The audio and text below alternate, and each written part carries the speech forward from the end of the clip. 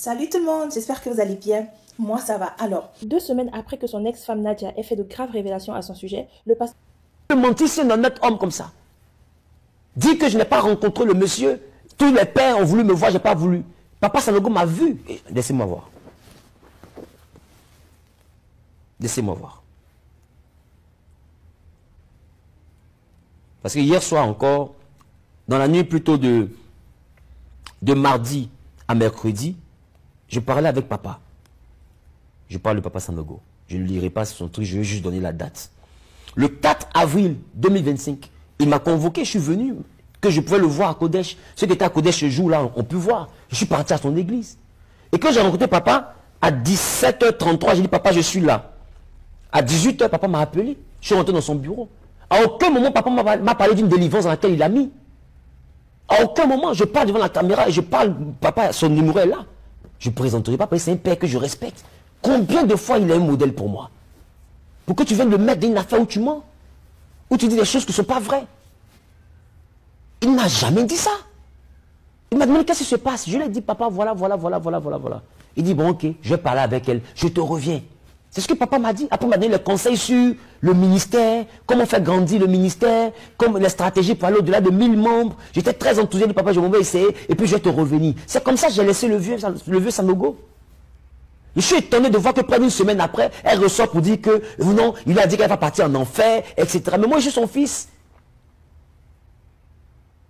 Si ce que tu as dit, tu as montré des preuves, est-ce que vous pensez que papa Sanogo aurait porté des gants pour me dire la vérité? Parce que moi, je suis qui? Même ses fils sont plus âgés que moi dans la foi. Même ses fils. Je suis qui pour que papa Sanogo porte des gants? Toi à qui il a dit tu vas partir en enfer? Si tu lui as montré des preuves palpables, je suis qui pour qu'il porte des gants? Arrête de saluer le nom du monsieur. Aujourd'hui en Côte d'Ivoire, il y a une icône. C'est vrai, il y a le patriarche John Robert, mais le papa Sanogo fait partie des icônes ici en Côte d'Ivoire. Respecté dans toute la francophonie. Qui rassemble avec ses programmes de prière des milliers et des milliers de personnes. Une histoire qui fait aussi honte là. Tu ne peux pas le prendre pour essayer de crédibiliser ton histoire, disant que je n'ai pas voulu le rencontrer. Je l'ai rencontré, il ne m'a jamais parlé des histoires qu'elle vous a dit. Jamais.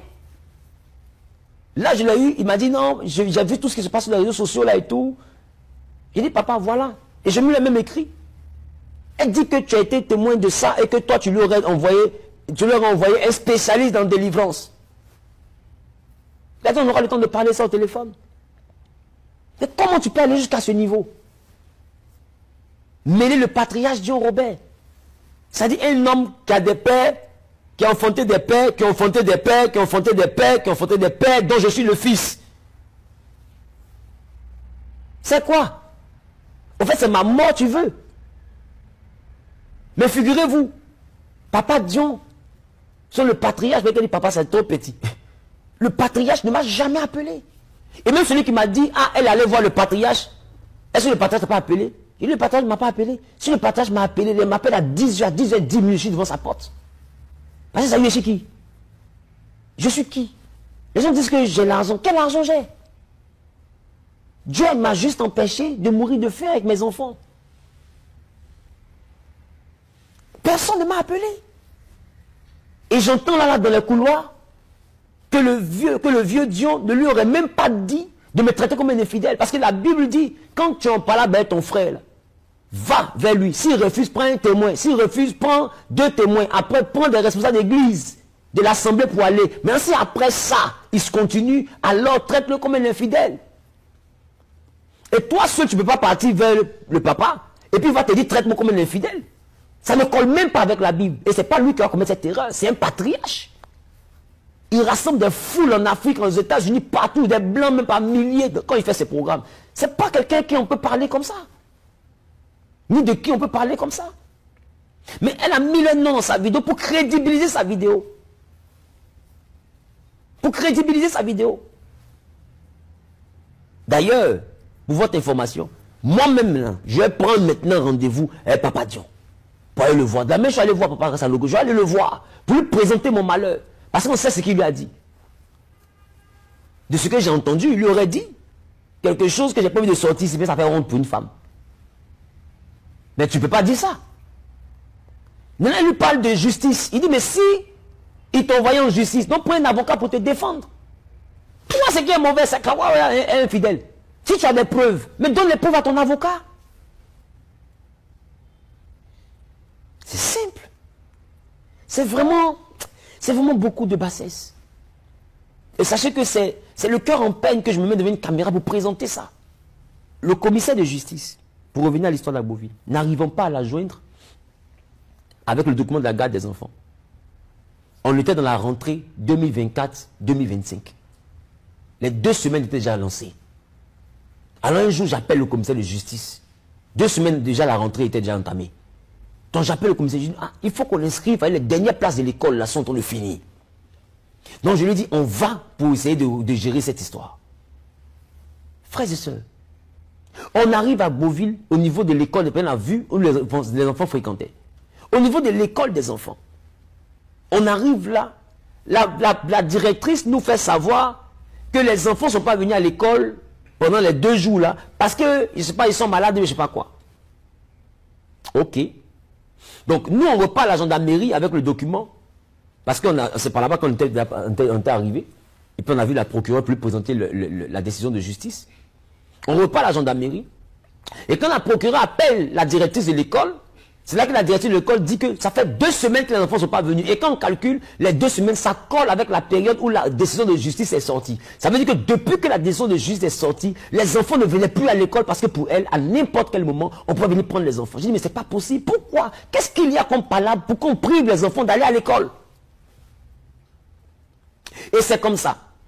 Pendant que nous sommes au niveau de la gendarmerie, que mes enfants, parce que l'école des enfants n'est pas loin de la CNPS, parce qu'elle est de la CNPS. Voyez son travail. Voici l'école ici. Parce que l'école là-bas en orange. L'école des enfants n'étant pas loin, voici que je me retrouve à être appelé par mes enfants pour dire, ah papa, on veut de voir maman passer. J'ai dit, dans ce cas, suivez-la. Parce que tenez-vous bien, quand elle a déménagé à Beauville, je ne connaissais pas, je ne connais pas chez elle. Même jusqu'à présent, je ne sais pas où elle habite. Elle ne m'a jamais montré ni envoyé la localisation, ni rien. Alors, qu'est-ce qui s'est passé? Il s'est passé simplement que mes enfants les ont suivis. Ils sont allés dans un lycée, c'est le lycée 4 ou bien, je ne sais pas quoi, lycée combien, 3 ou bien 4, je ne sais plus d'Agboville. Donc, ils arrivent là-bas, elle est partie chez son enfant, son aîné. Son premier garçon plutôt, son aîné, c'est une fille. Elle va chercher son premier garçon de son autre mariage. Et nous, on dit à la gendarmerie, il faut qu'on aille essayer de la voir pour qu'elle vienne pour essayer de comprendre pourquoi elle ne veut pas exécuter. Ils disent, c'est pas comme ça, ils fonctionnent, eux, ils ont une procédure. Il dit, bon, dans ce cas-là, moi, c'est pour mes enfants, je dois les mettre à l'école. Je vais parler avec elle. Je prends mes collaborateurs, nous partons à l'école. Dès qu'elle voit le véhicule, boum, elle fait marche arrière, elle monte sur le gazon, dans l'école des enfants. Là. Et elle a l'impression qu'elle veut s'échapper. Donc on a commencé à suivre son véhicule. J'ai dit, elle accélère comme un homme. Elle saute le terre-plein. C'est devenu un rodéo. C'est ça qu'elle appelle, on allait l'agresser à Beauville. Moi-même, j'étais là. C'était, je ne sais pas, c'est-à-dire que ça relevait d'une illusion. Une maman pasteur. Une maman pasteur. On dirait un braqueur qu'on poursuit.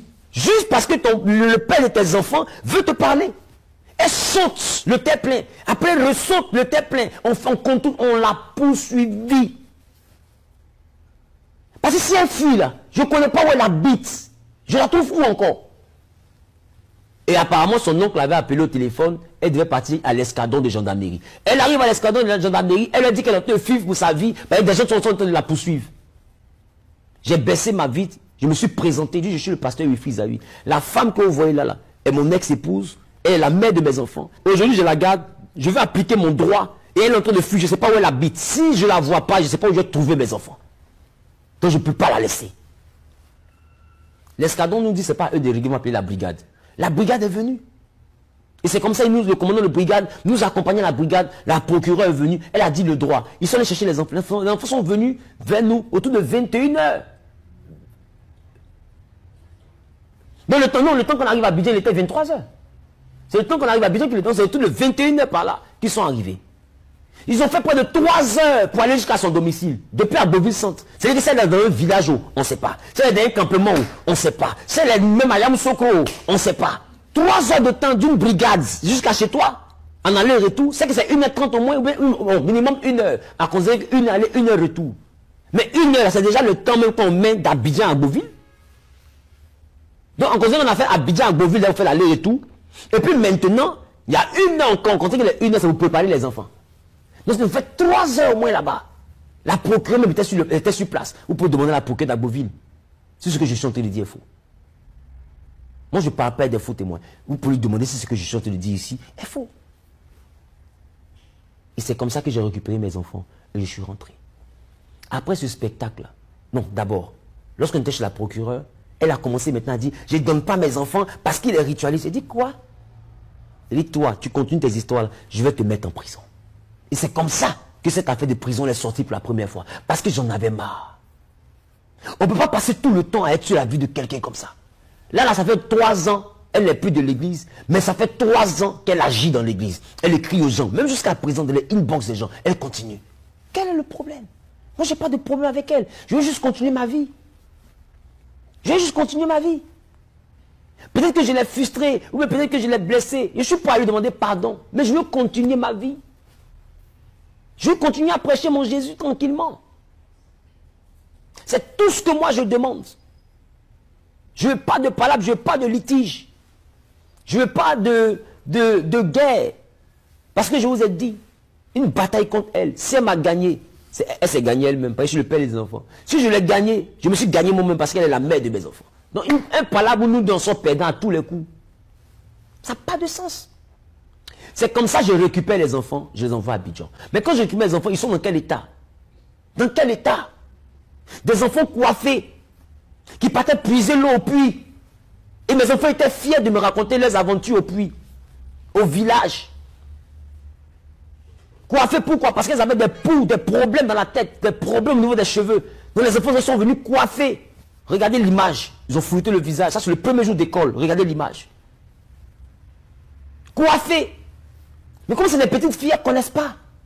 Et papa, c'était chic. On allait au marigot. On a nagé dans le marigot. Je les écoute. Et puis mes larmes sont en train de couler. Puis je suis. Sans que les enfants essaient de voir mes yeux. Au marigot, comment? Au marigot, comment? Quel mari qui go? Il va où ce mari-là? Parce que au marigot, c'est quand ton mari a go. Le mari, le go, il va où? Ou bien un mari qui a des go. Marigot et mari à go. Parce que je ne sais pas. Depuis quand pied dans la poche? Oui, j'ai pris mes enfants. Et c'est ça l'appel, on l'a poursuivi. On a cabossé sa voiture. Mais laissez-moi vous dire, les 3 véhicules de quelqu'un, je suis parti. Elle conne voiture devant, elle conne voiture derrière, elle conne à gauche. Parce qu'elle veut faire son semaine. Si ça pour fuir seulement, tu vas pas fuir aujourd'hui. Mets ça dans ta tête. Mes enfants là, je rentrais eux à Abidjan. Et je lui ai dit, mon père ne m'a pas abandonné. Je ne vais pas laisser mes enfants dans ta main. Même si c'est pour finir sur Internet. Mets ça dans ta tête. Pour mes enfants et puis pour Jésus, je suis prêt à tout. C'est la messe en fait, prépare-toi. Mais je ne vais pas laisser les avis dans ta main. Donc, où elle est là? Elle est déjà avertie. Mais maintenant que j'ai pris mes enfants, pourquoi tout ça? Pourquoi cette guéguerre? Pourquoi? Donc, je lui ai dit, tu continues à raconter que je suis complice de ta bigamie. Comme tu racontes ça, alors je vais porter plainte contre toi pour faux usage faux. Les preuves que tu as, tu dis qu'il y a des preuves. Les preuves que tu as là, tu vas leur donner ça à la justice. D'ailleurs, je porte plainte contre toi et tu vas me dédommager à hauteur de 200 millions. Parce qu'aujourd'hui là, à cause de toi, on me traite de divorcé. Mes enfants ne sont plus des enfants légitimes, c'est des enfants naturels. L'église a pris un coup. Sinon en son temps, tu avais monté une cabale dans l'église dénigrée depuis 2022. Des membres sont partis. Ils ont cru à tes choses que tu racontes. C'est-à-dire que tu m'as porté préjudice. Donc tu vas rembourser à hauteur de 200 millions. Mais de vous à moi, je sais qu'elle n'a pas 200 millions. Même 10 millions, elle n'a pas. Vous avez entendu, elle dit, je n'étais pas riche, je n'étais pas millionnaire. Quelqu'un qui n'est pas millionnaire, c'est qu'il n'a pas l'argent. Donc son affaire, j'ai travaillé pendant 20 ans. Son salaire, c'est autour de 400-500 000. 400 000. Mais tu ne veux pas 20 ans, tu ne manges rien, ça fait 96 millions. Donc 100 millions qui étaient où? Donc pour les 100 millions là, moi je suis prêt à rembourser. Je suis prêt. Mais la police économique vient déposer l'argent. Et le dossier est encore au tribunal. Il me doit près de 100 millions que j'ai demandé à ce qu'il me rembourse. Je ne lui ai pas demandé son argent. Je dis ce que je lui ai donné, c'est ce que je veux.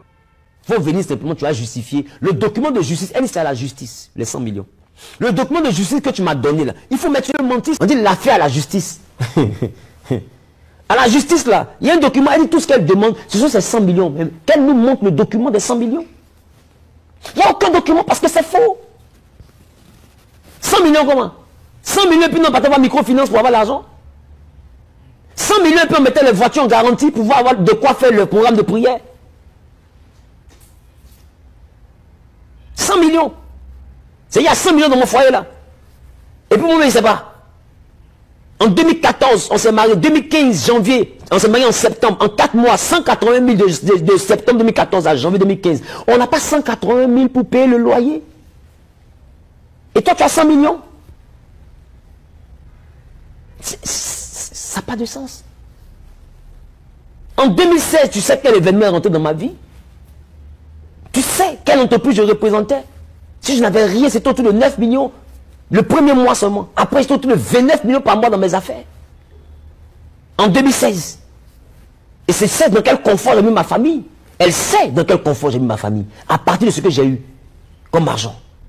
En 2016. Ça veut dire que 1 an et demi après notre mariage. Donc tu peux pas me dire que tu m'as fait. Tu peux pas. Donc 100 millions n'a jamais existé. Voilà pourquoi la police économique lui a donné la convocation. Maintenant, tenez-vous bien. La convocation lui a été donnée le mardi soir à 17h22. À 19h30, c'était sur Jésus-Christ, sur Satan TV. À 19h30, c'était sur Satan TV. L'officier de la police économique appelle son avocat pour dire, mais qu'est-ce que ma convocation fait sur Satan TV? Il appelle sa cliente, qui est la mère de mes enfants, et elle lui dit, elle envoie ça à ses parents, peut-être que ce sont ses parents qui ont envoyé ça sur les réseaux sociaux. La même stratégie est Choco, parce qu'elle Choco, on a une dispute le matin, le soir Choco dit ça dans son direct. Et on lui donne une convocation personnelle à 17h22 minutes, j'ai toutes les heures. À 19h le même mardi, Jésus-Christ TV a posté. Ça veut dire quoi? C'est elle qui a dirigé Jésus-Christ TV. Conclusion, elle a fait la chose avec Choco Altamira en 2023. 2025, il a désavoué. Elle continue en 2025 avec Choco Altamira, avec Jésus-Christ TV ou Satan TV. Et vous voulez que je continue à me taire? Mais si en 2023, elle a fait ça. 2024, 2025, 2 ans. Chaque 2 ans, elle vient. 2023, c'était Choco. 2025, elle a laissé Jésus, sa TV. 2027, elle va envoyer Gabriel TV. 2029, elle va envoyer l'ange Michael TV. 2025, elle lui envoie Lucifer TV. Où on s'envoie les différentes télés là? Je préfère que ça s'arrête maintenant. Je préfère que ça s'arrête maintenant. Non, même Jésus-Christ TV là, c'est elle qui est derrière. Et d'ailleurs, la police économique lui l'attend. Pour qu'elle lui explique lequel de ses parents a envoyé la convocation sur Jésus-Christ TV. Et c'est là que vous allez voir son vrai visage.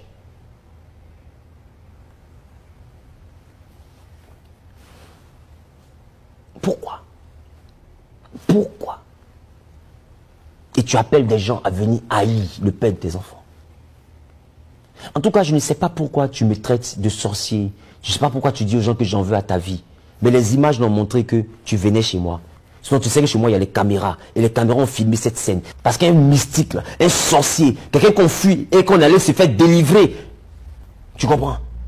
J'ai aucun problème avec elle. Toute ma démarche que j'ai eu à faire jusqu'à aujourd'hui, ce n'est pas dans le but de te dénigrer. La démarche que j'ai eu à faire, c'est que tu puisses démontrer devant les autorités que je ne suis pas coupable. Le comble, c'est que je constate qu'il y a toute une équipe derrière pour détruire, et je suppose qu'ils sont des chrétiens, pour détruire le travail d'un homme de Dieu, pour détruire le travail abattu dans des nations. Et tout ça au nom simplement d'une femme qui a été frustrée. À tort ou à raison, elle a été frustrée. Mais ça reste la mère de mes enfants.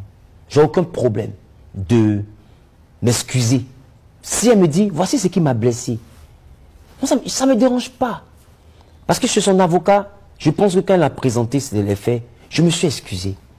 Nadia, tu as des choses à lui reprocher. Moi, c'était surtout ça qui me traumatisait. Quelle partie?